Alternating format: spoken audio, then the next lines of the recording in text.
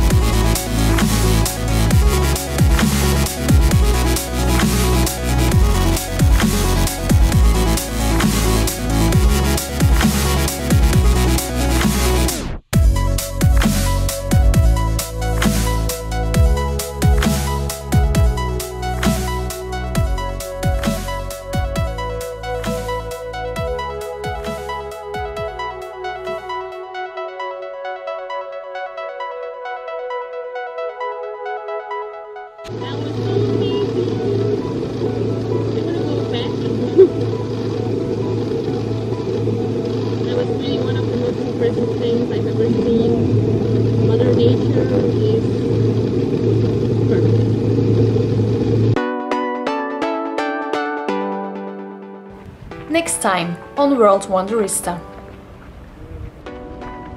So we are now hiking to Ponta da Piedade.